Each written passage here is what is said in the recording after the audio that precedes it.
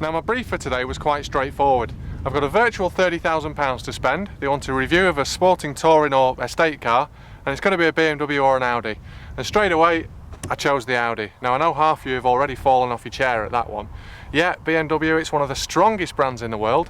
Cracking 6-cylinder engine, rear wheel drive and all the street cred you could want. But I love Audis, always have done. I just think they're classy. Now at first glance, the A4 might not look any different to the original car that was brought out about 5 years ago now, and that's probably intentional because the sales figures for this body design have always been superb.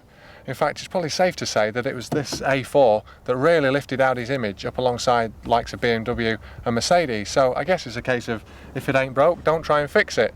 But the flip side of that is that your customers want to see that you're moving with the times. Now the Audi Quattro is renowned for its superb road holding and handling. In fact, some would say it almost handles too well. But the people at Audi have still improved it. They've stiffened up the suspension bushes, subframe and body shell, and even the brakes have had a bit of a rework. So now you still get the performance of Prince Nassim, but this time after 20 cups of coffee. And speaking of performance, it's drive time.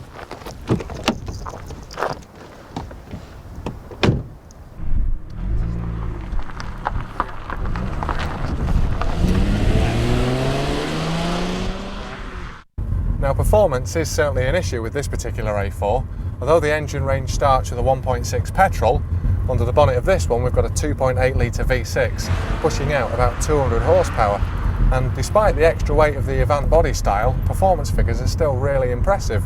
Top speed is 145 miles an hour and 0 to 60 comes up in about 7.5 seconds, which is really good. Now inside, Audi have gone to great lengths to really brighten up the interior. They've used lots of different materials and different layouts because the biggest complaint of the old car was that it was just really dull, a bit like estate agents, and I should know. So apart from cornering that British Rail will be proud of and hot hatch acceleration, what else do you get for your 30 grand? Well, this model comes with air conditioning, ABS, driver passenger airbags, side impact bars, and as for boot space, well there's 390 litres, which isn't brilliant when you think the BMW 328 has got 435, but that's a minor point. Otherwise, both cars are similar specs and performance.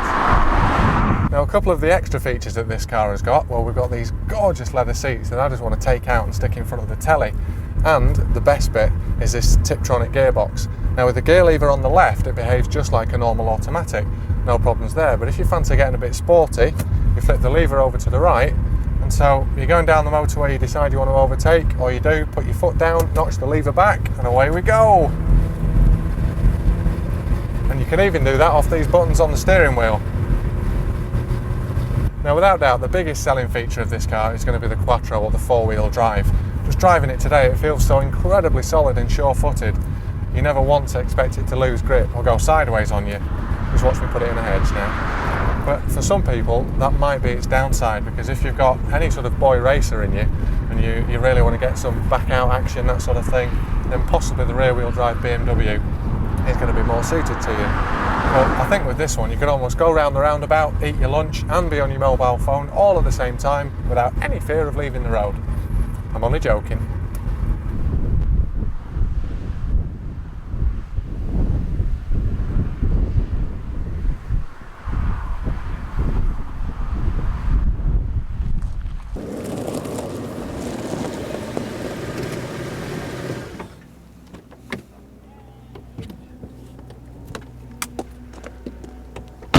Fantastic. I love this car.